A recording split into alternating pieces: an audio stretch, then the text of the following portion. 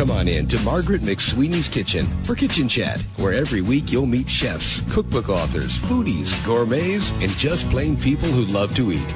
And along with laughter, chat, recipes, and stories about food, you'll sometimes also hear words of inspiration, love, and hope. As Margaret always says, Kitchen Chat is food for the senses and food for the soul. So grab a cup of coffee, put your feet up on a comfy chair, and get ready to spend a little time with Margaret and her friends.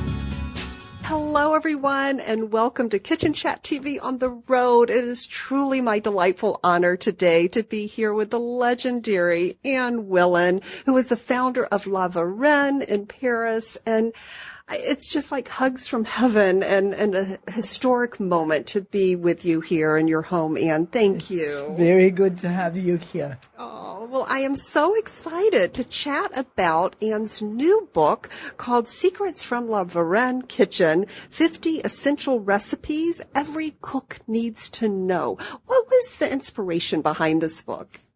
Well, it was one of those books that just wrote itself. Because when we opened La Varenne 40 years ago, yes, we were handing out quantities of basic recipes to people. Yes. And things like stock and meringue and pie pastry, and that you couldn't make a finished recipe without the basic ingredients. You can't make a pie without the dough. And so we put together a little book. And here is a copy of it that was called La Varenne Basic Recipes. This is a goosebump moment, everyone, because this is the original book that was handed out at your cooking school, La Varenne. And I must... We still do. Yes, you still hand this out. Yes, that's so special. The students who come here. Oh, and I have, yes, and it's so exciting because, Anne, you have influenced and trained some of today's top chefs. We had some wonderful students. Yes. We've quite a lot of writers. The editor of the Boston Globe, the food editor of the Boston Globe, for instance, Cheryl Julian. The founder, Amanda Hesse, of Food 52. We have quite a lot of chefs.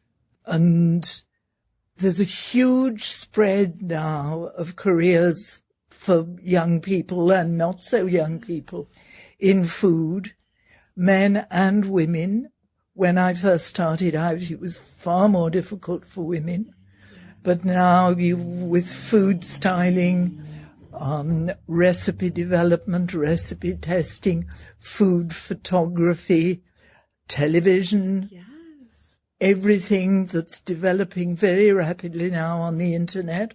Mm-hmm. So not only are more and more people, I think, interested in food and cooking and interested in eating and trying out ethnic possibilities, but many, many more jobs and interests and ways of pursuing things are developing too.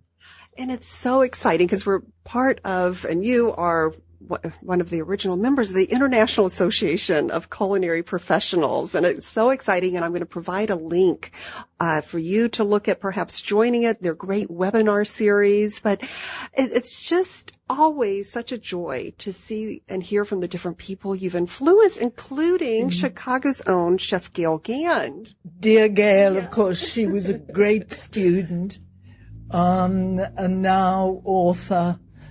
I think I'm right, she has a restaurant, but certainly wonderful, wonderful pastries, yes, and a great and very distinguished career. Yes, and I love to, and we're definitely going to talk about this wonderful book, but this is such a moment of history, and to be able to share this with you, Anne, is just so meaningful to me. And I just would love for the listeners and viewers to hear about your friendship with Julia Child. Julia was a very good friend. Mm-hmm. There's a picture of her on the wall just round the corner. Oh. We first met Julia, of course, in just the right place.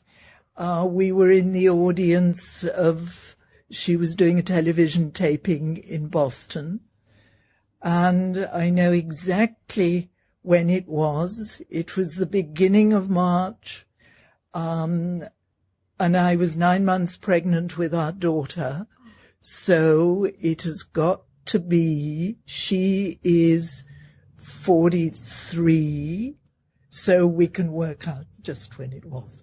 Anyway, Julia always took quite an interest in Emma, who now lives in London. Of course, she has children of her own, who cooked one day for Julia when it was Julia's birthday on August. My mother was the 14th and Julia was the 15th. I'm nearly sure it's that way round.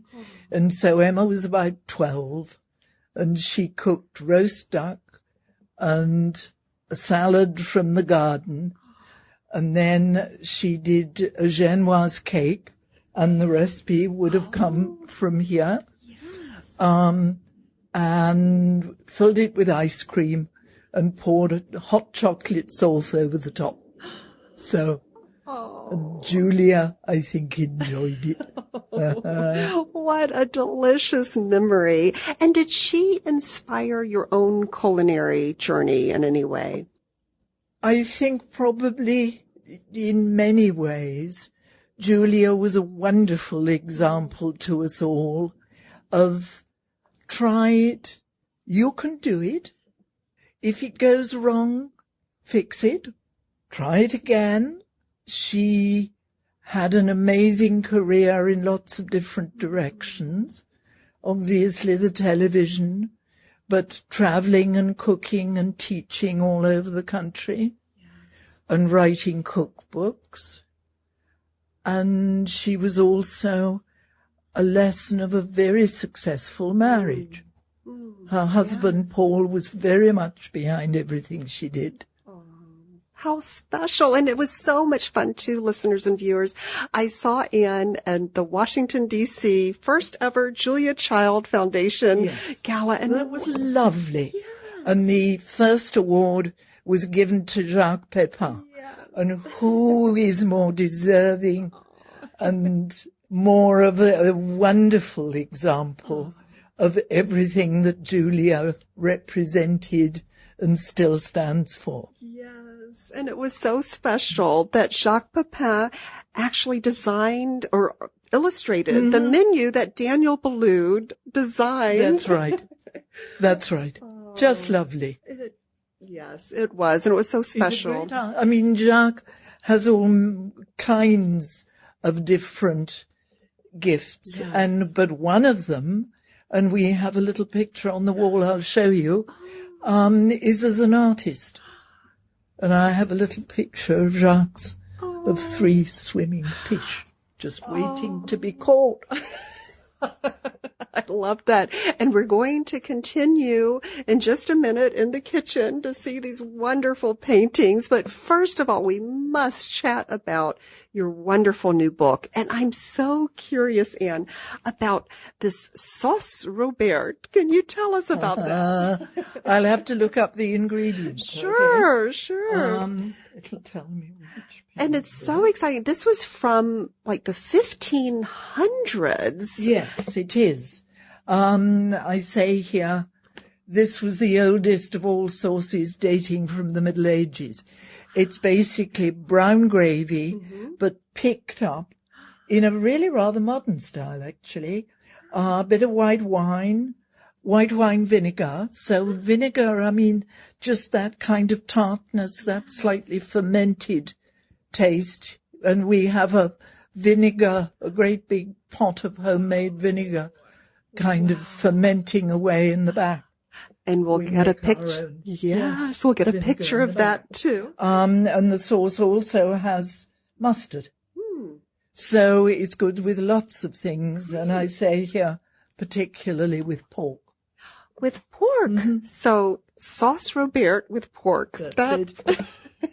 And then the other is bechamel sauce. And can you tell us a bit about that?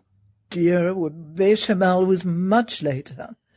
Sauce Robert wouldn't have been thickened with flour. It wasn't till the 18th century that they started making the classic butter, melted butter, flour whisked in, and then very often milk, which is bechamel, whisked in to make white sauce.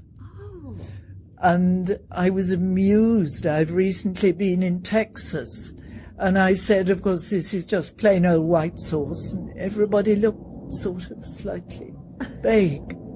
And then someone said, oh, it's very like cream gravy.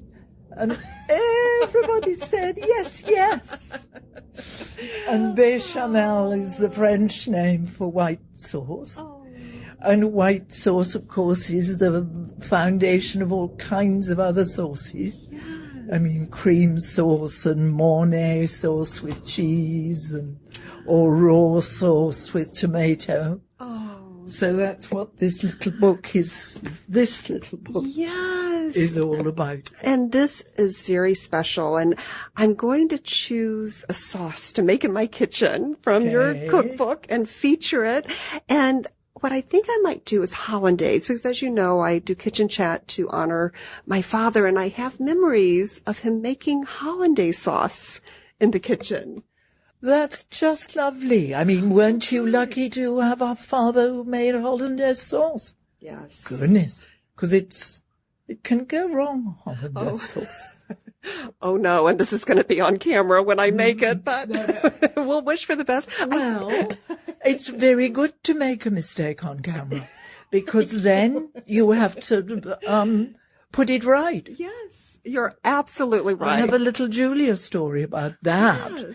Julia was teaching at the Greenbrier in West Virginia, so quite big audience, probably about 70 people, and I was sitting at the back just listening. And she couldn't get the Hollandaise sauce to thicken. And she said, come up and make it do what it ought to do. And so I did. I love that memory. So she called you out of the audience to thicken that. Oh, this is just going to be such a treasure in my kitchen, Anne. And listeners, viewers, I'm going to provide a link for you too to add this to your kitchen and your cookbook repertoire. So thank you so much. And shall we journey into your kitchen? That's the right place to be. Special tour of Anne Willan's kitchen. And the first stop is this beautiful painting. Tell us about it. Well, this is a picture, of course, of Julia. Yes. Here I am. We're in my kitchen in France. And this was a wonderful chef we had at La Varenne when the cooking school was in France, who had 2 stars in his day. He's cooking a bit of pork, but his great specialty was fish. And you can see the little line of copper pots. Yes. This is taken from a photograph and very kindly painted by a former staff member of ours. And the same pots are hanging, or many of them, in the kitchen still right here. Yes, and let's go have a look at the beautiful copper pot collection. Mm-hmm. Here we are in Anne's kitchen with the incredible copper pots and pans collection. Tell us the history of this. Well, I kept the best of these from France and the school, and so I had a nice choice. And you want copper because copper conducts the heat much best, very evenly, very rapidly, and so it's nice. You want nice heavy copper, and it's very good to cook in. It needs to be lined with something, because of course if you leave or cook any kind of acid in copper, it is very poisonous. And they warn about it in medieval recipes. Yes. Yes. Knew that. Don't leave food in the iron pot, they say. Oh.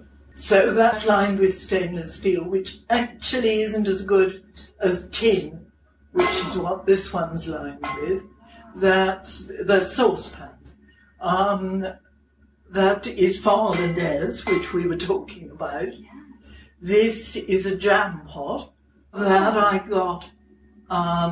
You find them in the French supermarkets, and they're not expensive, and it's solid copper, not lined. So when you put the fruit and the sugar in it. Yes. Sorry, I should have gone the other way. No, that's fine. I'll just do this.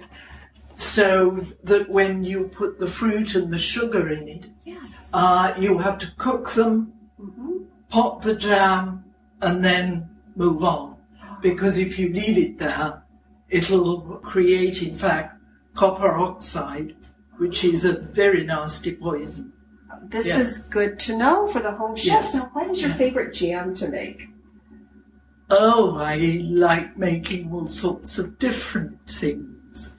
I mean, we do have a little fig tree in the garden.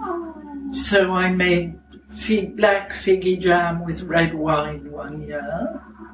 Peaches. Oh, I made peach and ginger jam. That's good. So all sorts of different mixtures I like to experiment. I can only imagine all of the delicious meals that have been prepared in your pots and pans in this kitchen. This is such a joy. That one, I've had it since I started cooking in France in the early 1960s. Wow. Some that will be older, I think.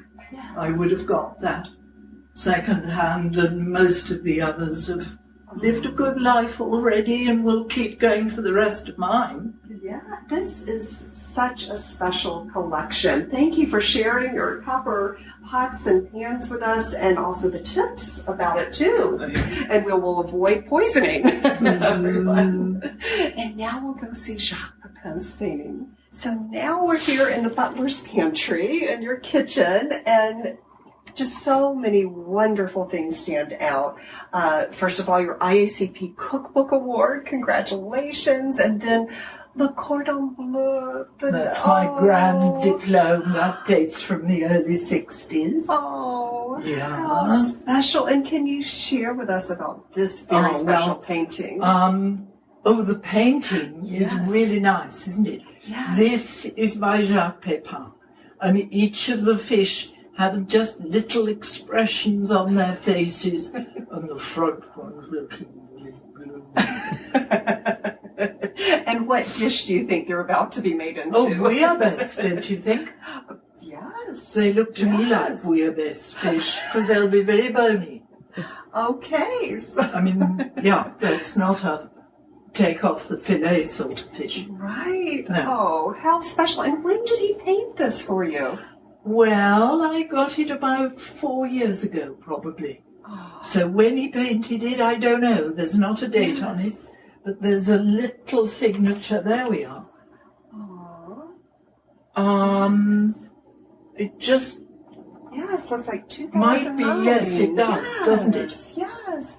I think so. Special to have that. And we'll make sure that we put a link to Jacques Pepin's art as well. So Yes, because I bought it, and he was selling this and other ones for charity. Oh. So that would be good. You never know, there might be a few more out there. Yes, and I love that he gives back to charity with that. Exactly. And I love the juxtaposition of the fish next to your vinegar pot. Can you share with us? Put all the fish in the vinegar. Yes, you probably could. It shouldn't have an apple on the top, because it's not cider vinegar. It's red wine vinegar, and it needs air. Okay. So we have cheesecloth on the top. Wow. And then inside, do come and have a look inside. Yes. Look at this homemade red wine vinegar in Anne Willan's kitchen. Now, what I want you to see is the mother. Okay. Because there's a kind of curious... Goodness, the warm weather is making it develop very rapidly. A curious kind of membrane. Wow. And then, just so you can see it, and then in there is vinegar. And hopefully, if I do that, yes, there we go. You take it out at the bottom. Yes. It's a brewery pot, of course. Wow. Yeah. Beautiful. And here in your kitchen, so you make this red wine vinegar, and what are some things you use it in? Well, we use it basically for salad dressing. It's not really good for pickling because the acid content isn't all that high. Yes. You probably need white vinegar or something with a guaranteed acid percentage. Okay. But apart from that, it's wonderful for flavouring. Want to put your smells finger in and divine. taste it? Oh, shall I have a little taste? Yeah, it's good. Okay. Mm. This is the Good. best red wine vinegar I've ever had. It's much better than that wretched bottled stuff. Yeah. You should. Oh, this is just amazing. Well, all you do is keep adding red wine. Leftover or a whole bottle if you really need it. Leftover red wine. But you do need a mother. And where do you find a mother? If someone You wants ask a friend. And then you just... And actually you can buy it on the internet. Okay. Yeah. But I was given this by Suzanne Dunaway, who is an author and baker who lived around the corner. And it's crossed the Atlantic twice. This is an international... Exactly. So goodness knows what enzymes and all the rest of it aren't in it. How special. I'll give you a bottle to take home if you'd like one. That would be so amazing. Sure. Thank you. Oh, this is just so special to be in your kitchen, Anne, and to be with you. And any 3 tips you could give to the listeners and viewers from your lifelong experience in the culinary world, besides, of course, the cookbooks, which we will provide. But are there any 3 easy tips for the home chef to remember? Well, I don't know about tips, but you need good knives. Okay. You don't need lots of them. I've got a nice lineup there, but 3 knives. You need a chef's knife. Okay. Something that feels right in your hand. So test them before you only want one. Okay. And then you need a middling-sized knife. In France, it's called a fish knife, with a nice slender blade that bends slightly when you press it on the board. And then you need a little vegetable knife. And with those 3, you can do anything. It's all about the knives then. Okay. Yes, and the copper pots too. You need a whisk. Okay. And after that, you can do just about anything. Especially with your cookbooks in hand and the La Varenne online. You have online downloads available too for La Varenne cookbooks. So we'll make sure we make this all accessible to you, dear listeners and viewers. But, thank you so much for this incredible opportunity to be here in your kitchen, Anne. It's great to talk to you. Oh, thank you so much. And always remember, dear listeners and viewers, to take a moment and savor the day. Thanks for joining Margaret for Kitchen Chat today. Margaret would be so excited for you to drop by and visit with her at kitchenchat.info, where you'll enjoy podcasts, blogs, recipes, tips from chefs, and even great giveaways. She invites you to share your recipes and kitchen stories too. As Margaret always says, savor the day.